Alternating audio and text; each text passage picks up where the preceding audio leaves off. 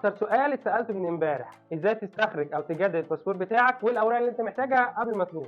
كمل معايا الفيديو يقول لك ايه الاوراق اللي انت محتاجها، ولو اول مره كمان تطلع الباسبور بس اسمع مني الحدوته دي الاول. في مره كنت بجدد الباسبور بتاعي واقف في الطابور، وفي قدام مني راجل شكله متأنتك قوي وابن ناس جدا، لابس بدله محترمه، حاطط برفان شيك جدا. وبعد اللي حصل معاه خلاني بقيت خايف اقرب من الموظفه القرشانه اللي قاعده على الشباك دي. هو بكل لطافه وابتسامه جميله جدا بيقول لها لو سمحت اتاكدي ان مفيش اي اخطاء املائيه مكتوبه في اسمي او في المسمى الوظيفي. قالت له بكل ثقه ما تقلقش يا استاذ، وريني الورق اللي معاك ده.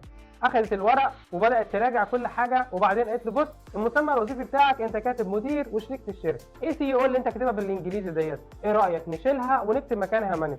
الراجل قال لها لو سمحت خلي اللي انا كاتبه بالظبط زي ما هو واكتبيه هو. قام هي بكل غلاسه قالت له الظابط عندك جوه، خش وخليه يمديلك على اللي انت عايزه. ويا عين الراجل اتحرك من قدام الموظفه وداخل على الظابط وهو متقدر جدا. وكان نفسي اعرف ايه بقيه القصه. في الشباك اللي جنب منها فضي، ورحت اقدم الورق بتاعي عند الموظف.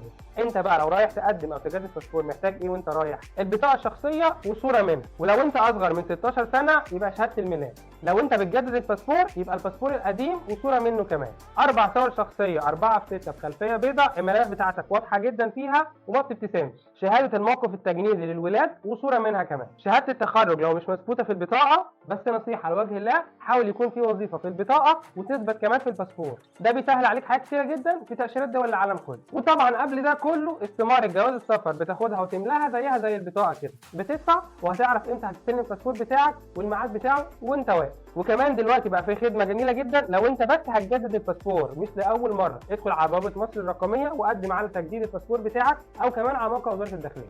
لكل حبايبنا واصحابنا بقى اللي لسه مجددين الباسبور بتاعهم قريب، قول لنا نصايح وتكات وتريكات اكتبها لنا في الكومنتات عشان نساعد غيرنا. اشوفكم قريب ورمضانكم كله خير.